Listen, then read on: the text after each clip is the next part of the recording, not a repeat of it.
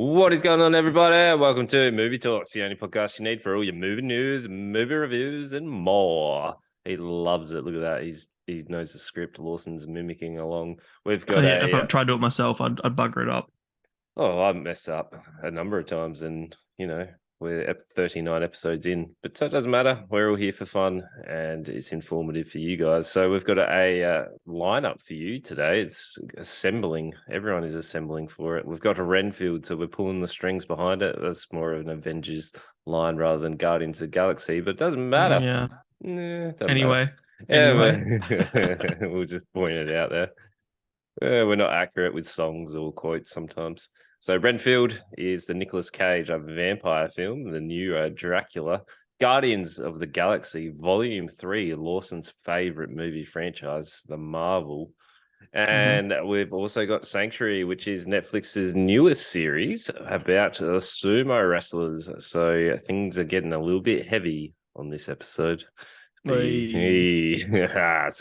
Wasn't bad. Yeah, I gotta just jab, just gotta jab, and then drop the big one, the big heavy right hook. There you go. Yeah. It's fine if it's once. If you keep making heavy jokes the whole way through, it gets less and less funny every time. Then eventually, it's going to get so annoying it gets funny again. So keep going. That's part of my humor.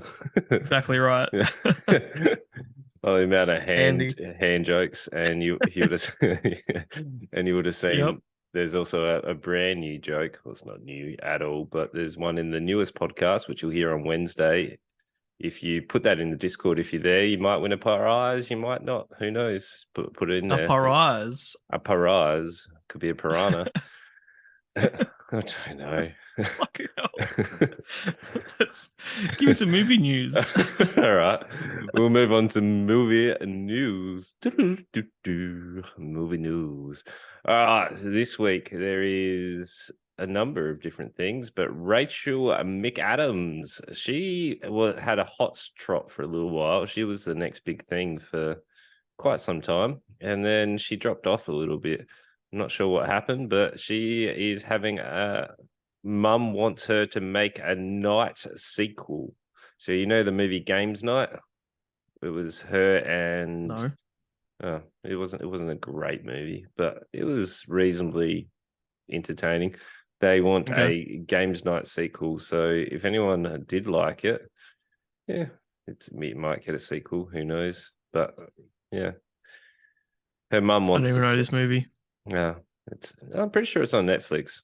It was okay. Okay. It was okay. She's in it, is she? Yeah. Rachel McAdams, she's pretty good. I quite like her acting range. I only know her from Notebook and Mean Girls, and that's literally it. Yeah. Yeah. That was her peak. And then obviously they're both from the same year. Yeah, and then she did Game Night. And then we've nothing in between. No.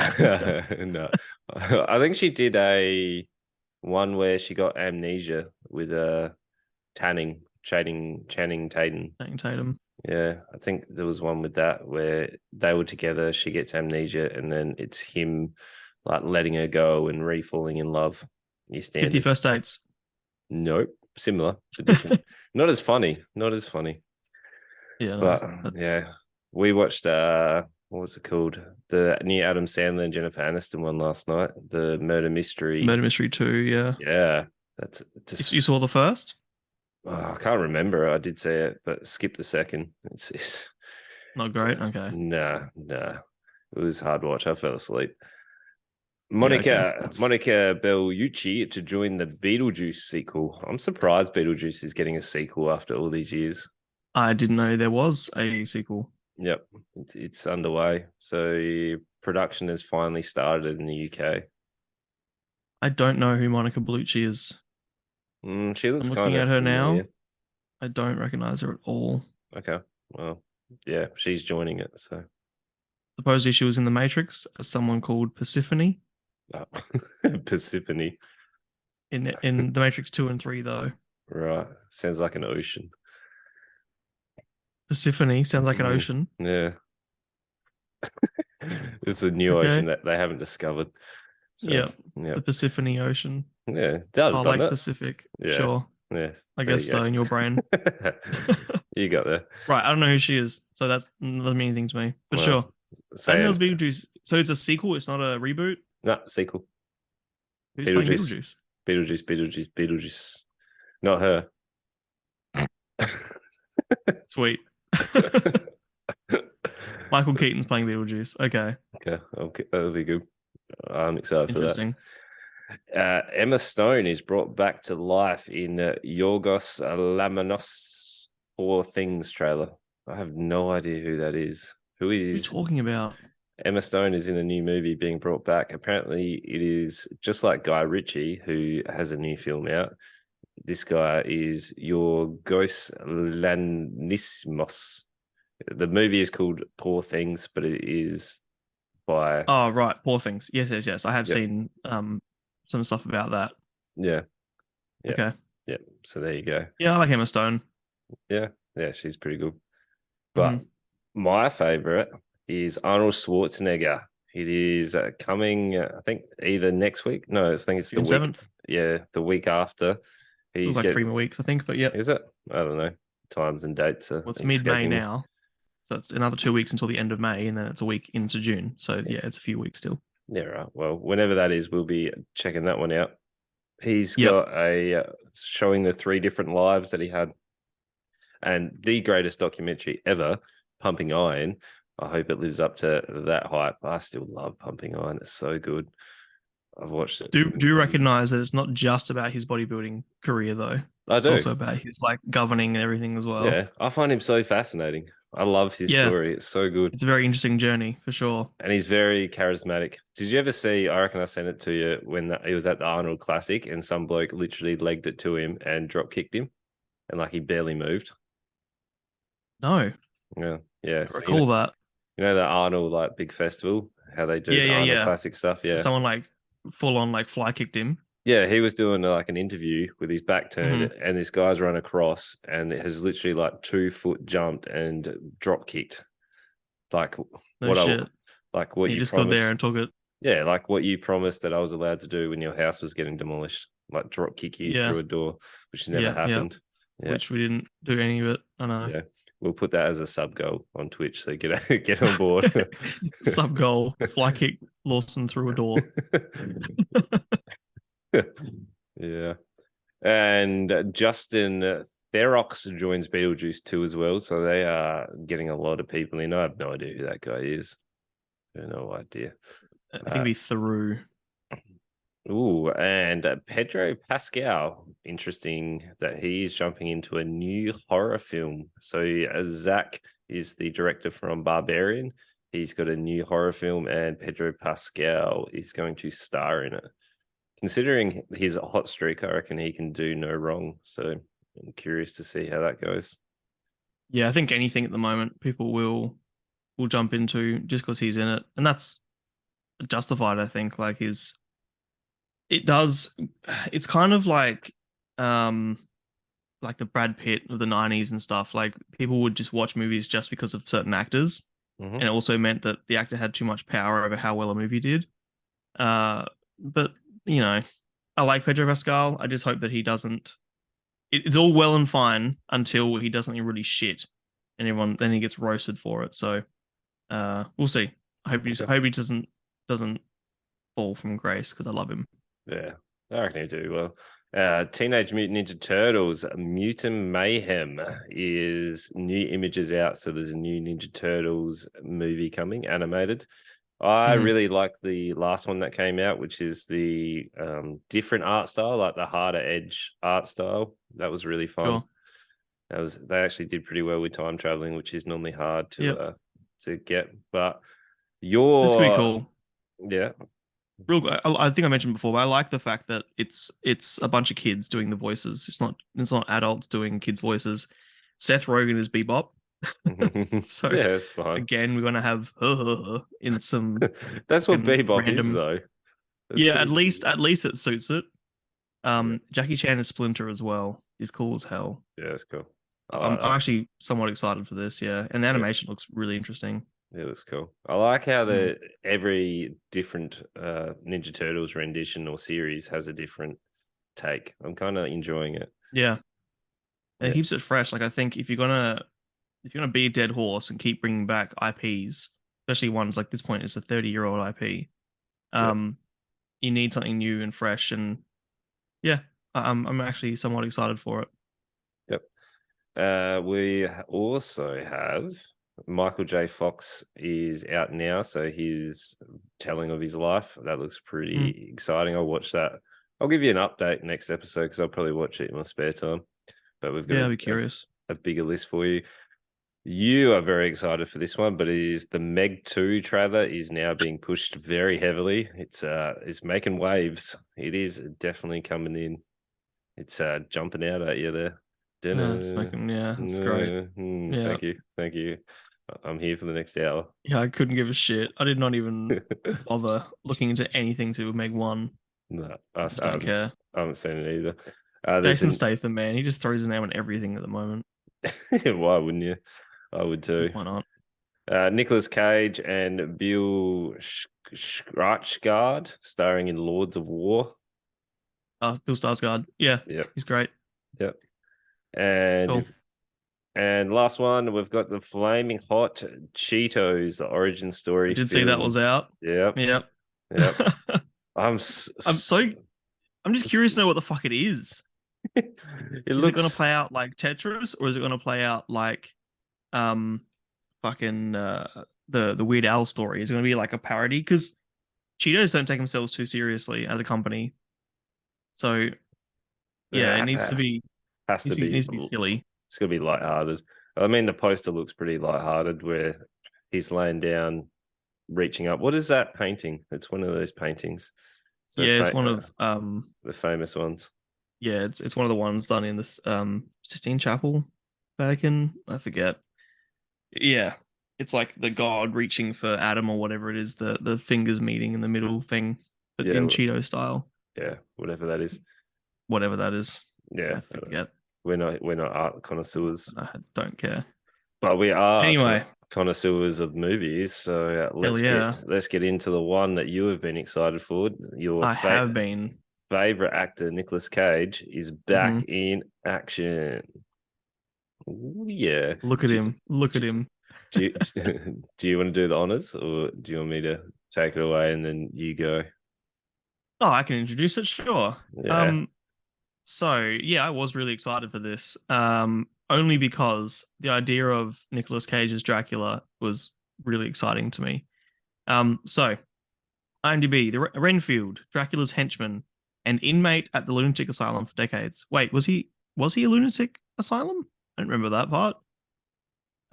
Anyway, Renfield, Dracula's henchman and inmate at the lunatic asylum for decades, longs for a life away from the Count, his various demands, and all of his bloodshed that comes with them. So this traditionally Renfield is exactly as this movie puts it, like they say his familiar, his basically his servant, but he has some powers as well, mainly like super strength and speed and things like that. And that's the traditional Renfield as well. So this very much builds upon the lore of what Dracula is and puts it in sort of a modern setting. Right at the start of the film, we see Dracula being more or less defeated, I suppose, by the church. They have like this what do they call it? The something circle where they do like powder in a circle and they trap him in it. They burn him, whatever else, and he nearly dies. And then Renfield has to bring him back from death and bring him back to full power by feeding him innocent lives. Well, he doesn't have to be innocent lives, but he gets more power with the more Yes, innocent that they and they are. like taste better or something. So the idea is that they have to keep moving because every time they go somewhere, they get defeated or like Dracula gets, close to death.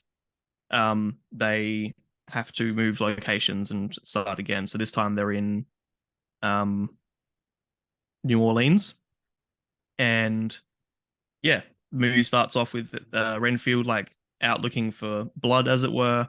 He goes to a church group or a like a meeting for people who are codependents because he sees himself as like a codependent to Dracula.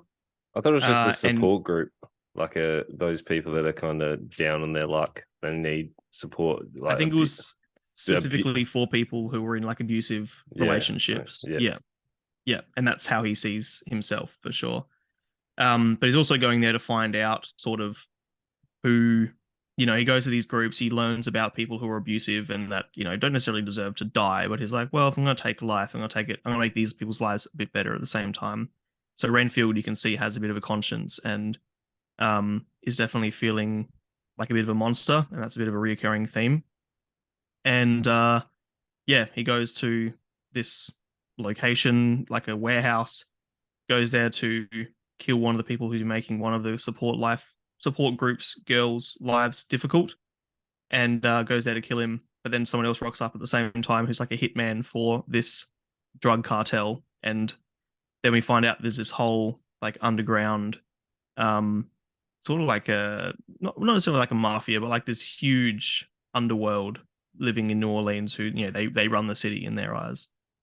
Um, so yeah, that's sort of how it begins. It is balls to the wall action. It's painted as a comedy in a lot of ways. Like even the action, I would sort of put it on par with like Zombieland, um, and that sort of stuff. Where like even the action scenes, they're not taken too seriously. There's ridiculous movements and obviously a lot of plot armor, and it's almost like a parody in a way. Um, I won't get into too much about the things I didn't like just yet. There's not many of them, but in general, I had a pretty good time. But that's sort of how it starts. Ryman, take it. Yeah, all right. So where it was very fun. So the action, like it's over the top gore, which comes in. Yeah. So there's a number of fight scenes. There's one point where Renfield is fighting he's fighting the police and the cartel at the same time. Like Yep. the story is reasonably simple.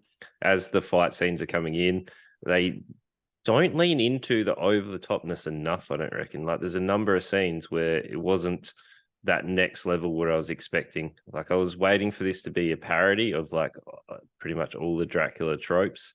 And then when Hmm. you've got some scenes that are really over the top where like Renfield's coming down and he's snapping like someone's arms off while waving Yeah. to the police officer.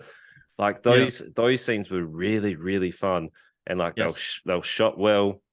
The pacing was pretty quick, but there was just Hmm. not enough where they lent into that over the topness for me. Like I wanted to have Yep. a really, really fun time with it, where Yep. I only had a good time because it didn't lean far enough into that scale for that. Yes. Like, Or at least not for long enough. I think, like you said, there were moments where I'm like, oh, that's fucking sick. And that's so fun. And I was having a really good time at moments. But I think, like, looking at the people, like the writers, directors, things like that, the director doesn't have a lot of experience. I think that's shown through. It's similar to when we watched Cocaine Bear. I think that the scenes where stunt teams weren't involved, they were really boring. The scenes where it's just characters interacting, um, even though the writing was pretty funny, Ryan Ridley and Robert Kirkman have history with like Marvel movies and also like Rick and Morty, Community, things like that. Like there was some really funny writing in terms of comedy scenes. Um, very you know very American, but still funny.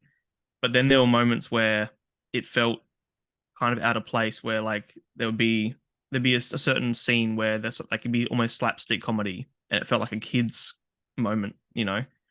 But the actors I think held it together really well. I will say I don't know Aquafina very well, but I thought she was super awkward. Like I don't think she does comedy. I'm not sure what her like looking at her list. I know she does some Marvel and things like that, but I didn't like her in her role. I thought every comedy scene that she was in felt really forced and over the top, like she was, on stage almost. she didn't really Um, have a comical moment, so she was meant to be the counter opposite to everyone else. She was meant to be like the do-gooder cop that has an yeah, unbreaking will, and everyone but else there are is meant. scenes with her. There's a scene with her on the hallway. She's talking to her sister, and she's yelling, and she's like, and I need this and that, and she's meant to come across hysterical, but also kind of funny because she's hysterical. But it just came across as kind of awkward and a little bit cringy. Her whole But character, that was a whole character though. I suppose you can argue that. Her whole character was awkward and like in that world. Like Yeah, they built her up as well. I saw her as the counter opposite to everyone else. Like Yeah. Renfield's meant to be this bumbling sort of servant who is meant to be conflicted of his past choices and trying to get out of those choices and like redeem Hmm. himself. And Hmm. he's awkward himself. Like his delivery is that awkward comedy That's where Nicholas Holt. He does well. Yeah, yeah. that's his style. And like Nicholas Cage, I felt like he could have even hammed it up even more. Like I feel Yes. Yeah. I I, feel I like think. he was reserved in a lot of these scenes. Like as Yeah. Dracula, like I wasn't Hmm. expecting to see him like in such a rundown state. I was expecting to see him like having a lot of power and a lot of like Yes. dominating scenes, which was more of a focus on, well, it's named Renfield, but I was expecting Dracula to have more of a main sort of role. But it was Yeah. Especially as focused, like the bad guy. Yeah. yeah, it was focused on Renfield's sort of like day-to-day life, almost like him going out, dealing with these Yeah. choices, finding like his supplier for Dracula. I just Yeah. wasn't prepared coming in to see that. Hmm. And I think um there's this montage because at one point he finally gets the courage to separate himself from Dracula and he goes out and lives his life and he's somehow I don't know how he has money, but he goes out and like gets an apartment and like decorates and everything's all bright and bubbly colors. Like it's very different to the Renfield that you sort of know or knew at the beginning of the film. And I think the montage was funny because it's you could tell that it was like a parody. And I think that's one thing with this that I think you've mentioned already is that if you're gonna make it a parody and you're gonna make it feel like a shitty sitcom at times, you really need to steer into that and make it really obvious because there are moments where, like even at the end, when there are moments between Nicholas Holt and Aquafina where they're doing like, will they, won't they romance, and it came across as awkward, but it needed to either be more awkward and be really obvious, or it needed to be a really obvious parody of like a shitty romance and like make it over the top and gross, but like funny in a way. There was Um, no chemistry between them. Like, no, there was nothing. I was like, there's no point where I'm kind of like excited for them to get together. no, exactly. And that, yeah, I'm not sure what that comes down to. I think that's a big thing to do with directing. Like he doesn't have a lot of experience, this guy, and that's sort of shines through. But I will say, um, I still had a really fun time with Dracula in general. I love Nicolas Cage. I'll watch anything he's in and laugh just at him being silly. Like the fact that he thinks he's good for me makes him amazing. Like it's obviously shit. And Ben Schwartz, who played Teddy Lobo, like the bad guy's son or like the drug lord's son, he was fucking hilarious. I really like Ben Schwartz. I know him from like Parks and Rec and a few other bits and pieces that he's done. But he was really, really solid in this and such a fun character. I thought he brought so much to the role. What do you think? Yeah, I didn't mind him. He wasn't. He had some like funny delivery lines, but I wasn't overly sold on him as like a bad guy. But he did play Yeah, that's the. kind of the point. Yeah, I mean, when you're born into that sort of family, of course Yes, you're going to have that safety net, and he played the character well. I just plays a my spoiled kid well. like my bad guys, I want them to be like intimidating, and it's just the bad guys never really seemed overly threatening. I know, like Not even Dracula. not really, no, because he was like He, always on like weakened state for most of it, and you see him like really skin dropping off him and mhm. all About the sorts. scene where he goes to the church to the community group and like kills everyone. That was mainly more comical than anything. Yeah, it And it was. was they just yeah they I don't know what went wrong with it. Like it's just I think it was maybe like code switching or genre switching. Like I'm not sure they lent into Hmm. the genres that they were supposed to. Like if they took, I guess, the horror aspects out, because there weren't really any horror aspects besides like over the top gore No, or like there was no jump scares or anything. They dropped that completely and just go comedy, fantasy, or even throw a yeah, little bit of action, and then they lent into that comical side. I think this would have been a much better film for like people watching because you would have yeah, make it understood. more of a parody. Yeah, and you would have understood that it was a parody because they Hmm. brought up a number of things with Renfield about like him giving up his wife and kid. I was Yep. like, I didn't. When you first showed us the scene where he was accepting, he was a business salesman and he just wanted to further his career and have money. Yep. They didn't mention that he had a wife and kid. That wasn't until later where that And it was point, a mute point. yeah, like putting that out there has no weight. I was like, oh, Yep. he gave that up. Like there was no mention at the start of it that this had actually happened. So like Yep. that would have had a more of a redeeming factor for Renfield. Like he would have been like, okay, he wants to reestablish a connection, Hmm. a family, but Hmm. there was nothing because we were just presented with this guy who's like, I don't know, sort of intimidated by Dracula. They also Yeah. didn't play into that enough. Like the interactions he had with Renfield and Dracula were pretty much just Dracula saying, "You need to get me like innocence because they taste better and they heal me better." Like they needed to have more of a more screen time or development on the actual relationship that those two had. Mm, I'm not sure. I think because we're right at the beginning of the film, one thing I forgot to mention earlier was they do this little black and white segment, which is like the history of Renfield and whatever. And that was all. A lot of those shots were shot for shot replicas of like the 1931 Dracula, which was like really nice to recognize. Very homagey, I suppose. I think because we know how long they've been in this relationship, this very intimidating, controlling relationship. I don't think we needed much more on that. I thought we got enough personally. Mm, I don't know. I just didn't feel like there was a real connection or drive, like understanding the connection with Dracula and Renfield. Like that would have, for me, established what Renfield's choices were. Like I know he wanted to get out, but there was no like Hmm. real big drive on like why he wanted to It was get very out. surface level. Yeah, yeah, I do agree. Um, yeah, I still had fun. I'm just looking through my notes now. I think just it's a disconnect between the scenes. Like the action scenes are so balls to the wall fun that I would rewatch this, no worries. But there are a lot of scenes, especially scenes with Aquafina, which I could be pronouncing wrong by the way. I don't know how to fucking pronounce her name. But there are scenes with her that I just wanted to be over.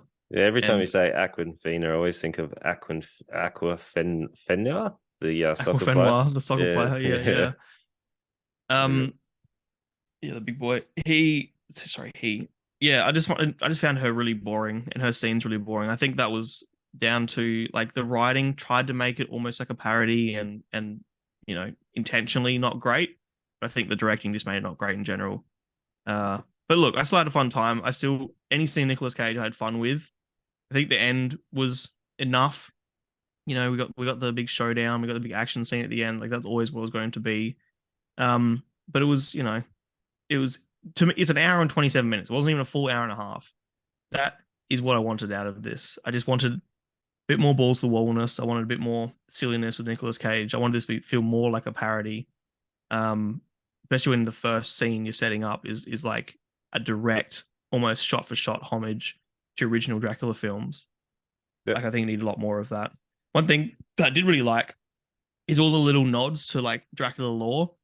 Like he couldn't enter the room unless you invited him in, and like he has a doormat that says "Welcome, please come in." And he's like, "Shit."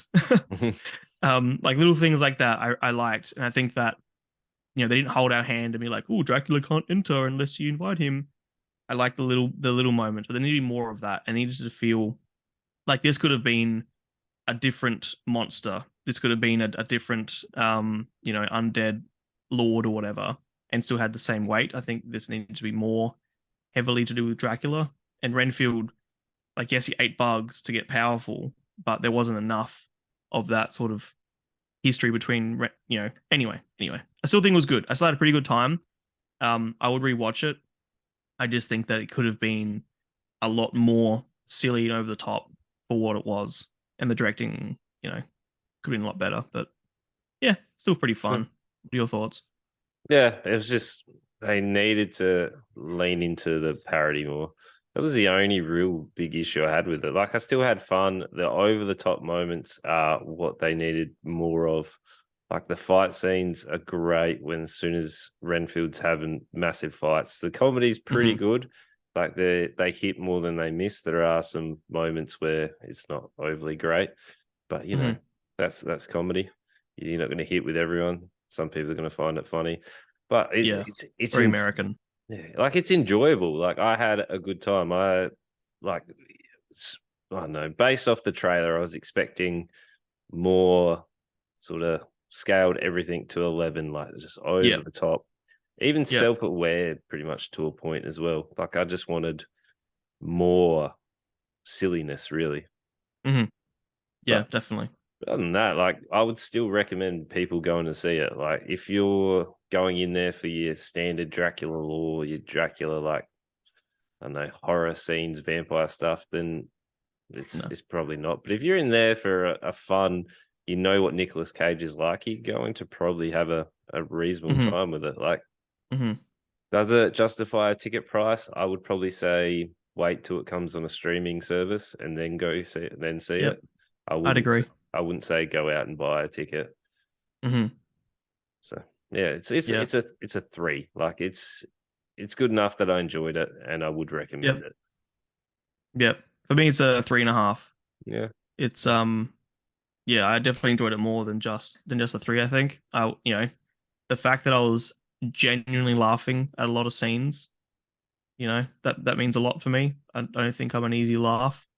I thought it was pretty good, and some of the acting was really great. There's a lot of people here I like.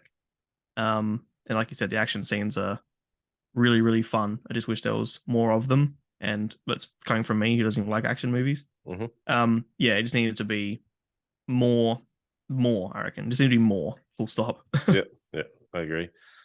Mm, Okay, moving on to Lawson's favorite franchise, the Marvel. totally. You have seen the Guardians of the Galaxies, like the I watched the first Guardians. yep, I didn't hate it. yep. I didn't bother with the second. I got So yeah. there was a little bit watching this that I'm like, I don't know what the significance, like the whole thing with, I know we'll get into it later, but the whole thing with Green Lady. What's Green Lady's name? Grimoire, what's her name? Grimoire. How do I say? I'm bad with names. It Yeah, her name. is yep. Where is it? Go. That's Guru. Grimoire. Sure, whatever. Whatever. Her. I Yeah, didn't realize that she had lost memory or a different person or some bullshit, but yeah. there's a couple of That's things I'm like, I don't know, but I think it's still fine. yeah, Understood yeah. enough. Well, Gamora. Yep. Gamora, sure. So, still reeling from the loss of Gamora, Peter Quills rallies his team to defend the universe and one of their own, a mission that could mean the end of the Guardians if not successful. Da, da, da, da. So, yeah, it's, we're back into the Marvel universe. So, this is the third film, and we're seeing a introduction of Warwick, which is a person that I was not expecting to see the introduction of. I'm not sure if you know any of the Who Marvel was this? superheroes. Warwick, which is Is it Warwick? Warwick, yeah, the gold guy. I never Old guy. I, Oh, right. I never got into his comics, but he's essentially Marvel's Superman. Like he has all the powers and is Gold super. guy? The one who was a bad guy and then wasn't a bad guy at the end, that one? Yep, yep, yep, Adam Warlock. yep. Warlock. What did I say? Right. Warwick. Warwick or something. Yeah. Okay. Well. I thought you were Yeah. saying like Warwick. Okay. Nah. Will Poulter, who is the kid from We the Millers. Oh, it is too. Yeah. Yeah. I could not He take him seriously. That's kind of the point. that's yeah. He his awkward comedy in this was Mhm. actually very, very funny. Yeah, not bad. Yeah. So Anywho, let's get into it. anywho, the overarching plot of this is the team is back together. They're doing a mission. Rocket, unfortunately, suffers a complication and he is looking like he's going to die. So we are getting pretty much the backstory of Rocket, how he came to be. And Hmm. we're getting some emotional moments of Rocket's story, Yeah. which we'll get into. But Yep. it's that is mainly the overarching sort of plot. Is they're trying to save Rocket, and they have to go to the planet that Rocket was created on. Well, kidnapped and then created on, which was Yeah, it's sort of, and then we find out that the high evolutionary has a grander plan, and then that's sort of where the climax goes. yeah. So he wants Yeah. to go like create new Earth, and there's some new beings created, and we get an introduction to some newer characters, and it's the send off of the Guardians because Hmm. the Marvel Easter egg at the end, or whatever, post scene, whatever you want to call it, is There were two post credit scenes. Fuck. Sorry. Calm down, people. yeah, so they're establishing for the new Guardians. So obviously Rocket's going to well, spoilers. I don't know if you want it, but whatever. Spoiler warning. Yeah, spoiler territory. I haven't already watched it. Three, Yeah. two, one. Peter dies. Yeah, so so, He does. He doesn't. He doesn't die. Don't it worry. doesn't. I So wish he fucking did. nah, I'll get to that later. nah. No, I'll get to that later. Okay. Rocket is going to head up the new Guardians, and he now becomes captain. So yeah, Peter is leading his team, and they are off to try and save Rocket. So they do a mission. Rocket has a complication. He has a heart problem. They have to save him, and they have to go back to the planet that Rocket was built on, or gene manipulation, whatever it was. Yeah. Yeah. Yeah. So as they're traveling, we're getting flashbacks to the facility that Rocket was being experimentally tested on. We get to see a number of different animals that are all getting manipulated on too. So there's a rabbit was it a rabbit that looks terrifying? Yeah, the spider at floor. Yeah, yeah. Yeah. So It was rabbit with like spider legs and this yeah, like mechanized mouth thing. it Yeah. reminded me of the thing from Toy Story. You know how Woody's in Yes. Sid's Yes. house, and then that comes 100%. out. Hmm. Yeah, like I'm wondering if that was an inspiration from the Toy Story series that it just It pops always out. had to be, hey. Yeah, and then Yep. there was a number of them. They all become friends, and they start to develop names. This is you pretty It's much. floor. Oh, you got them all. Uh Teefs. No, I was trying to think of back. Teefs was a walrus. Yeah, Um, and then what was the otter's name? It was like Alora or something. Something actually like kind of nice. yeah. I'm not sure. I don't know. Anyway, That wasn't really the focus, but we get to. should have been though. Yeah, I'll get to that. I reckon there should have been more focus on the emotional side. So they've Yep. lent into more comedy than anything else. Like there was a good Yep. 40 odd minute segment where it was just action joke, where Yep. this had more of a serious tone, had more of a weighting on those emotional moments. Like you've got the point where one of the team members is in like essentially, well, pretty much going to die. They need to save him, but they're all making jokes like consistently. They Hmm. need, and even when they're like infiltrating the actual place, they're like taking off their suits and they're dropping them out, and they're just all bickering in there. Like if Yes. one of your team members is in peril and you've been through so much stuff that these guys have, wouldn't you be more focused on the mission to be able to save it? Like, yes, Yes. have your signature comedy, but I really wanted more emotional weighing for these characters. Like there are big, heavy emotional moments that they needed to really actually focus on and have that Hmm. emotional send off. Like we've Hmm. spent how like 6 7 years with these characters now. We've had 3 movies plus the crossover movies with like Endgame and all of Special those. Like Avengers. Yeah. Yeah. yeah, like we've had so many on-screen moments with them that I Hmm. wanted a proper send-off with that Yeah. emotional like And this is the end. cliffhangers for them. But Yeah.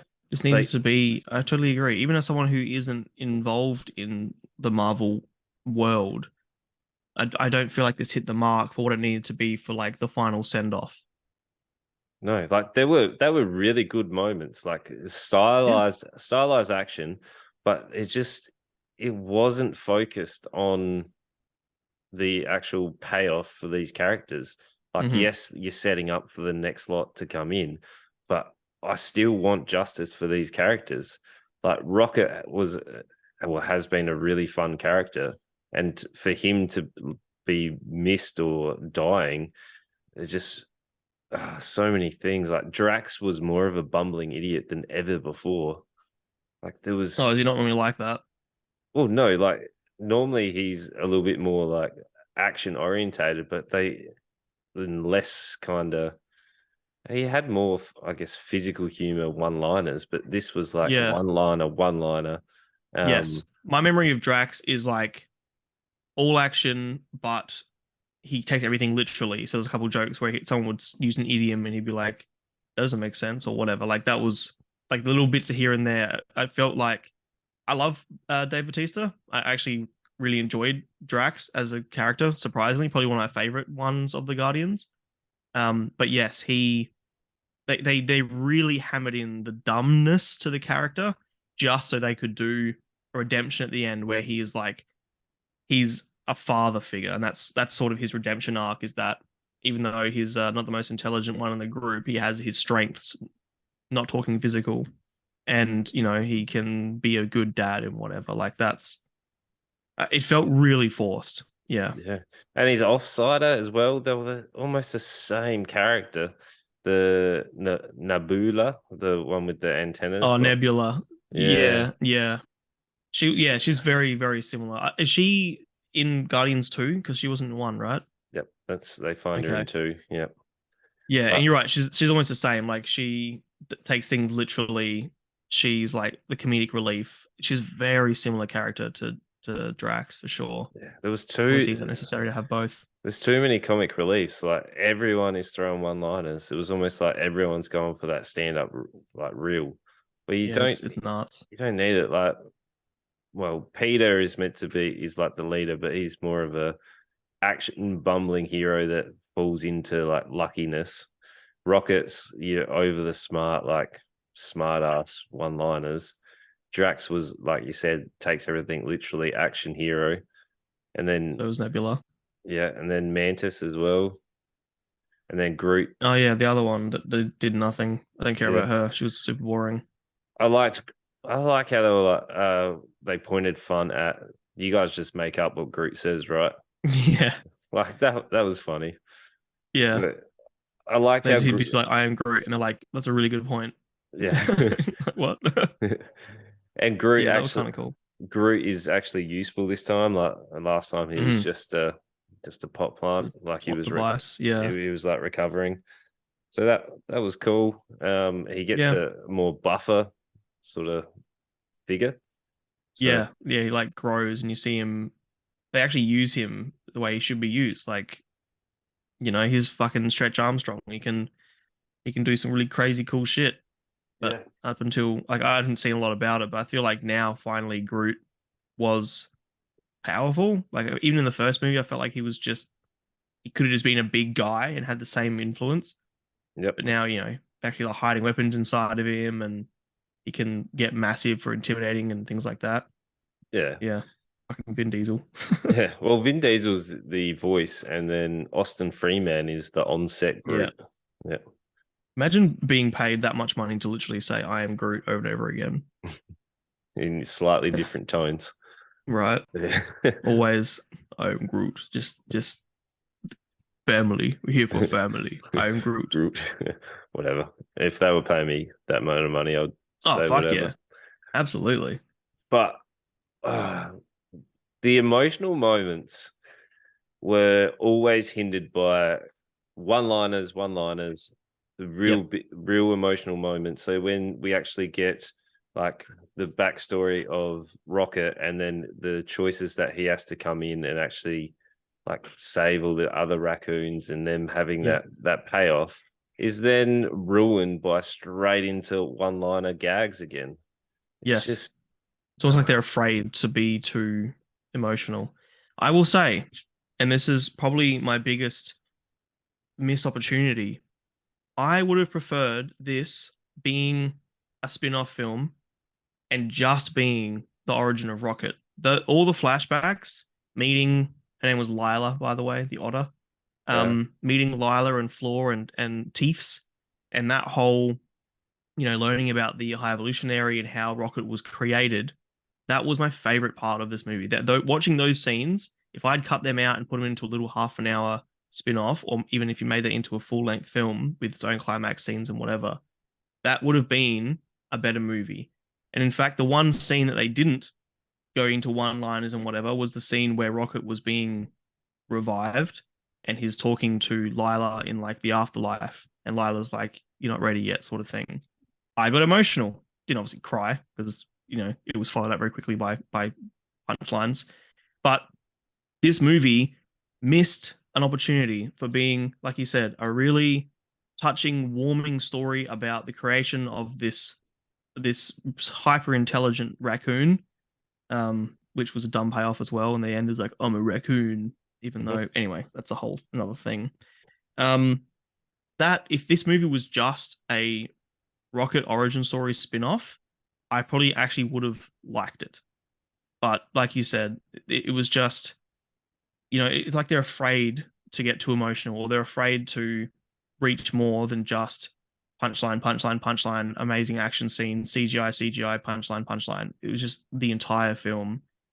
Besides those flashbacks, and those flashbacks were really fun and actually hit the mark. The Yeah. rest was just nothing. Yeah. Which is unfortunate because it's a long movie too. Yes, it And is. and normally I like the standard action, whatever, but if it's a send off for these characters, I want more of a emotional payoff. So Hmm. just it wasn't there. Like you had those emotional payoffs. I am annoyed that Peter didn't die. Like he is Yes. he's out in space and he's coming back after, like trying to save the team and sending him off. And he's just out in space and then he's able to survive. Like his face gets all puffy. Aren't you meant to you're meant to die in space? Don't you explode or something happens? I don't know the Yeah, I exact. don't know the science, but yes, there was no reason for him to live. The fact that the end of this movie was going to be him leaving the Avengers, or sorry, the Guardians anyway. There's no reason for him to survive. We got this little happy story of him at the end going and seeing his father and whatever. That was unnecessary and meant nothing because we didn't care about that plot point until the last 2 minutes. He should have died, Mhm. 100%. I don't always think that you need someone to die to add weight to the film, but if you're gonna cut him out at the end of the film anyway, and you've spent this long building him up, it's the reason why in the Avengers, I haven't not I've watched it, but the reason why people still talk about the death of Iron Man is because it had weight and it meant something, and it was like an actual emotional moment, and it was also where the story needed to go. I was genuinely excited to see him die because I thought finally they're doing something with this character. But then he just got saved by fucking Warlock with and Miller's kid, and he got his redemption for no reason. Yeah. Yeah, I'm glad you agree. I'm Mm, glad you agree on that. yeah.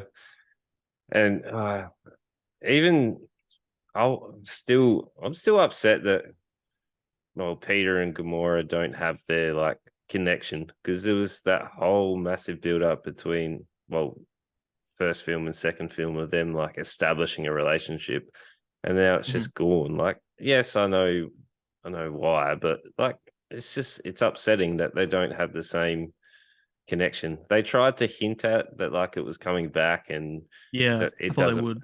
it doesn't matter, but whatever. I did like the music. I do like how they go through the decades of music. I It was It's catchy. easy. Yeah, but it's still they're good songs. I like it. I like the little dance scene at the end.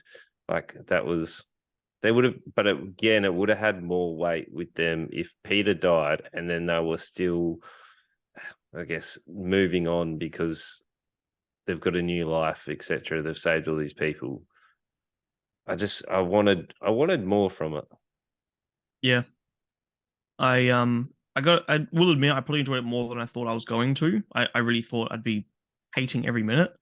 Yeah, I was building Lego while I was watching it, and a couple of moments I actually stopped building and actually watched because it was fun at times. but it's ruined by one-liners. I think there's this disconnect between comedy and delivery, or like writing, because this could have just been a fun movie and had all the fun scenes and all the action scenes and silliness and over the topness. That's sort of what Guardians is to me. Like it's the silly Marvel because there's no rules in space. It's like the Rick and Morty of Marvel, right? But they didn't do enough of that, and instead, like you said, they just added one-liners everywhere, and that's what Disney is just smashing at the moment. It's what Star Wars has become as well. It's just all these little like every action scene has to be followed by a little quirky one-liner.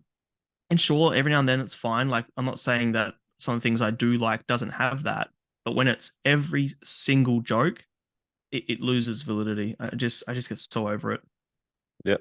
Yeah. I don't like. I'm sure we will disagree. I don't like Chris Pratt as an action hero. I don't think it suits him at all. And I know that I'm not a Guardians fan or a Marvel fan. And I don't really have the history of watching a lot of these to really have a good grasp on that. But the action scene where he's like fighting at the end, where it's him and Rocket and they're bouncing each other and doing whatever, he just looks awkward. And I'm so glad he's no longer in these movies. Not that I Yeah. care, but I'm sure he'll come back. But yeah, I did say right at the end. Did you watch the post credits scene mhm, where it's like him and his dad, and then it comes up at the end, will Star Lord will return. return or something like that. Mhm. Yeah. So Yep. what the fuck are they doing him again or are they not? I don't. No, he'll come back. Don't worry about him. Yeah. Look, it wasn't terrible. Um, I think that the origin story enough was really interesting. Yep. Um, but the rest was just generic fucking one-liners and action scenes and Yep. CGI rooms Yep. and cameos for some reason. Like Yep. Judy Greer was the voice of this big fucking war pig. Um, Sylvester Stallone's in it for some reason. I know he's in the second one, so that's not new to most people. And Nathan Fillion as some random guard, Yeah. castle, right? He just gets thrown in there. Yeah. Oh well. Anyway, it was okay. I enjoyed it more than I thought, but I still wouldn't consider it a good movie. No. I'd still recommend people go and see it. Okay. I still enjoyed it, but it's Okay. definitely Guardians 1, 3, and then 2. 2 I got real bored Okay. with. So yeah, Sure. it's a 3. Like it's shot well. It's long, but Hmm. the emotional moments are good. It just some of it doesn't match up. And if you like the formula, the run with lots of action one-liners, you're gonna have a reasonable time. Like Yeah. yeah, If you enjoy the first two, you're gonna love this. Like oh, that's anyone who I know likes Marvel. I was talking to my tattoo artist about this on Thursday as well. He loved this movie. okay, Like, yeah, that's fair. Like you're allowed to. I'm not saying you can't. I'm just my perspective. It's not good. Like yeah. I don't understand. Look, I still had a good time, but it wasn't Yeah. the send off I wanted. Yeah. Look, I thought I'd be watching this and be bored shitless. I thought I was gonna hate every moment. I thought I was gonna give it a one, but I Mhm. actually had a better time than I thought. I still wouldn't recommend it to most people. I think if you're a fan of the genre already and a fan of the Marvel stuff, you're gonna froth this. Like it's probably one of the better ones. But to me, it's like a 2.5. Okay. Yep. It's close to being good enough to recommend. But there were so many moments where I was rolling my eyes and getting annoyed, and I couldn't watch it from start to finish. Yeah, okay. In one sitting, I just couldn't. Yep. All right. Well, let's move on to the heavy topic, which is Hell yeah, Sanctuary. Sanctuary. So this is on Netflix. It's a 8 episode series. A man who is driven to the edge of a cliff and believes that money, a woman, and fame are all buried in the ring, and goes up the rank of sumo. I'm going to butcher this. Rikishi. Yeah, something like that. Rikishi. Yeah. Yeah, I'm not sure what the pronunciation, or I don't know much about sumo really at all, besides that Mm, if you fall down, it's a win to the other person. You push them out. I didn't realize yep. you could slap as well. I didn't know that was the thing. I didn't know you Yeah. could like underhook like armbar and like hyperextend elbows and stuff as well. I It's wild. Hey. didn't realize that was all legal in sumo world. Yeah, I learned lots watching this. And because it's all buried deep within the traditional culture. And that's sort of where the name comes from is that they consider the docos where they fight. They are a Dojos. sanctuary. No, they don't call it dojo, they call it something else. Okay. But they call it, yeah, it is a sanctuary. Like there's so much tradition, um, and old school tradition, I should say, built into the sumo world. And Hmm. our main character is like a guy off the streets. He's very like untraditional. They call him the troublemaker because he doesn't bow when he walks in. He sort of like lays around lazily. Afterwards he's like cheering and like posing to the crowd and shit. And they're like, oh, so disrespectful. Yeah. It's Yeah. cool to see. He's Yeah, breaking I learned a lot. breaking all the traditions of like Yeah, even their idealism of sportsmanship. Like he meant to after the match not celebrate, like bow yep, as you yep. leave. Like this, even in training and stuff, like he doesn't take it seriously. Hmm. I'm surprised he's even kept on the books with his trainer after Definitely. all of those things. Hmm. But they see So promise in him. That's the thing, because he has yeah, like he could have. I don't actually see why he didn't continue, but they kept saying that he could have made it to the Olympics for judo, but didn't. And they didn't really no. explain why he didn't. But There's yeah, there's a number of things with this show. They also put a strong suicide warning on it, where and I don't know why. I don't know why. We are obviously only 3 episodes in because that's our Hmm. rule, but Hmm. there's a lot of backstory of this guy which is really drawn out, and personally feel like it's not enough of a motivator to really go in there. Like I don't care about his relationship with his mum. I feel like that Okay. besides obviously her extorting money from him and him being in that situation where he needs money, which is Hmm. like sort of pushing him to have to, I guess, start taking sumo seriously to help his father, Hmm. which it feels like his father and him already have a strained relationship anyway. Like it didn't feel like a nice relationship with his No, but I father. think that's reflective of like, because his father tried, and you could see his father like trying to reach out and talk to him, whatever. But I think that's seeing all that was very reflective of the character, like our main character, No, because he is disrespectful and he doesn't respect his elders and tradition and whatever else, which is very much the Japanese way of life. Yeah. Yeah, I don't know. Like the actual focus on sumo, really cool. Like I really Hmm. liked it, really stylish. I didn't really care about the even the rivalries or the actual training partners where they were like Interesting. the in and outs of that. Like I literally just wanted to see him train and get better You would. and go into the sumo like actual bouts. I want to see him climb the ranks and like the training that he has to do. And him Hmm. like they played him off as a prodigy, like he can watch it and all of a sudden he's able to connect the dots, which becomes a whole big thing. The episode, Eventually, though, yeah, it was a slow burn. You won't even see him win anything until episode 3. yeah, the episodes are long too. They are Yeah, real long. an hour, 50 minutes. I think the first one's an hour, second one's 50, third one's 50 or something. Yeah. Yeah, yeah. Like I enjoyed it. It's stylish. The sumo's there. I don't care about the other parts. Like I don't care about the reporter story. Like I know Okay. that they're showing that females aren't traditionally allowed Yeah. into Yeah. that, but there's a whole story of her having an affair. There's Hmm. another reporter that has a baby that she's upset about. Yeah. There's That. Yeah. there's that subplot I don't care about.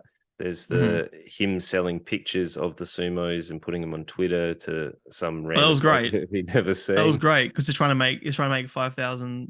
Well, he's trying to Yeah. make 500,000 yen or 50,000 yen, which is about 5 grand. So he's Then like taking photos of one of the sumo wrestlers and giving them to some creep. then there's another story about the guy that killed his family, which he just sees him staring up at the tree. Like I don't. Was that his family? I believe it was his family. Oh, I thought it was just killed some randoms. I didn't realize there was a connection with them. I just assumed so.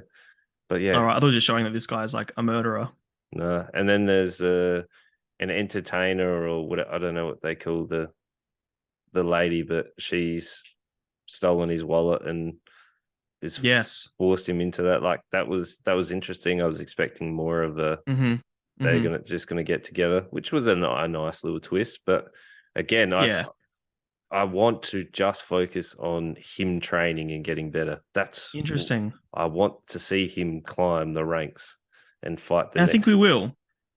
I Yeah, think we but will, but I'm glad we're not. It's not just that because I didn't want this when we suggested it. I didn't want this to be just another rise to glory sport show. Like every other fucking sport movie ever. We watch them train, we watch them get better, we watch them win. I'm glad that this has a lot more heart to it, and it's the underlying theme is about tradition, and in a modern world, is tradition still important?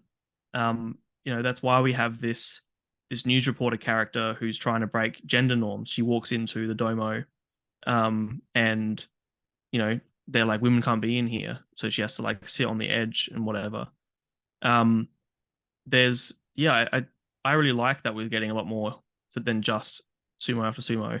I love the little love story that we're getting with him and the I forget her name, but the young girl. Um, I think it's funny. It presents in a weird way like an anime. Some of the music is, I think it's very Japanese. Some of the music is very like cartoony and very much like this is how you're meant to feel. But I think that sort of leans into the comicness or the anime-ness to this a little bit. yeah. Um, there are moments like in the first episode, there's a moment we see a Japanese guy like bare ass taking a shit, followed up like the next shot is the most stunning shot of this like cherry blossom sakura tree. And like there's some really, really fantastic shots, and obviously Japanese architecture and Japanese landscapes lend to that a lot. But I felt like this hit all the right beats for me. The music was over the top, but besides that, it's really, really good. The moments that I was a little bit like, I don't know what's happening, is when they're talking about like there are different names for different hierarchies of sumo wrestlers, and when you get to certain levels, you can accomplish certain things, you become the next rank. If it was an anime, they'd have an overlay on the screen that would show us like this is the top rank, this is the second rank, and whatever. I did get a little lost when they would refer to names again later. I'm like, I don't remember what you told me before because it's all just Japanese words to me. They all sound the same. But that's my ignorance. It's not their fault. Yeah, I true. think, yeah, I actually like really enjoyed this, like all of it. I don't think there were scenes I'm like, I need less of that. The mum is pretty fucking annoying, and I can see if they keep hammering on how wild she is, it's gonna become like pretty tiresome. But I think in the first three episodes I was super entertained, and it was nice to see him actually get in the ring. And I was worried that we wouldn't even get a single victory by the end of episode three, but we did. And where we ended, he was being kicked out more or less because of the way he behaved when he did win. Yeah. Um, I'm really enjoying this. I'm really glad that you suggested to watch it because I'm having a really good time and I'm super keen to watch more. Yeah, yeah. Well, I liked it, but I also thought the subplots were extended and it was annoying me because I just want to see him Okay. train and win. That's what I want Yeah. to see. I I know want that's why you like to watch stuff. Yeah. yeah, that's what I want to see. But it's like a three to 3.5. Like I would Okay. recommend it to people. Hmm. It's just yeah, I want more training and more action because I find that way more interesting. Like just the sport of sumo itself was pretty Yeah. interesting. Whereas the sooner parts I probably enjoyed was learning about the traditions and the rules and stuff the most. I think to me that's more interesting than just if I want to watch sumo wrestlers wrestle, I can just go watch some YouTube wrestling on YouTube.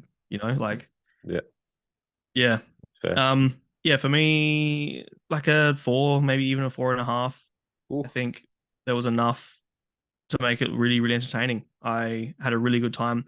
Some of the acting's not great. I think that, Japanese acting is lost on us a little bit, and it mhm. does present in weird ways like an anime. But again, that's a cultural thing. I don't think that's necessarily their fault. I think it's just the way different cultures handle different situations and different texts and contexts. Yep. But yeah, I think it's great. I think it's definitely worth watching. Um, yeah, 4.5 for sure. Yeah, sick. Cool. That was well, your score was heavier than mine, but it Sure doesn't matter. was. It's funny still. Yep. Next week we have Jennifer Lopez is playing the mother, the assassin. So Lopez. Lopez, she is protecting the child that she gave up, so she's going to be on a rampage. We have Guy Ritchie's The Covenant. We just need to make sure that you've got Guy Ritchie in the name, and Right. it'll probably sell. And then we have Owen Wilson playing Bob Ross. That's right, Wow. isn't it? That's Bob right, Ross. Yep. Bob Ross. Yeah, the Yeah, Bob painter. Ross. Yep. Yep. Yep. So he is playing the painter. So interesting week. Wow. 3 movies, 3 new ones. That is actually What's it called? Just called Paint, right? yeah. That's actually a very good Owen Wilson impression. Well done. Well Oh, done. was it? Yeah, sounded Thank like you. it. Yeah. Normally, it makes me want to do a dad joke every time I hear it. It No, used he's to be. great. It used to be the. His I've changed. Like What? I used to think he was the biggest fuckwit, but I don't know. I like him more and more. Yeah, he's doing more fun things, but yeah, big lineup for you. You can obviously see that we have some ads playing on it now due to YouTube monetization. If you really like the show, you want to hit that super thanks, more than welcome to. Otherwise, we've got all the merch. I'm live on Twitch every Tuesday and Thursday, 7:45 Australian Central Standard Time. And hopefully soon we can bring you more live podcasts. We haven't done one yet for movie talks. So that is exciting. Can And I can I add a quick piece of movie news potentially? certainly can. I just while we have time, I my partner showed me this the other day that Woody Harrelson and Matthew McConaughey are getting a DNA test to see if they're half Ooh, brothers. that's cool. Because and when you look at them side by side, fuck, like supposedly one of their dads cheated and could be both of their dads. Um, you look at them side by side, you're like, wow, yeah, I could definitely see it. All So now I right. love them both. Anyway, just why you mentioned Owen Wilson, my brain went to Matthew McConaughey for some reason, and now I'm thinking about both of them. Anyway, like, review, and subscribe. We love you. Yeah, it is. We will see you guys next week. Bye.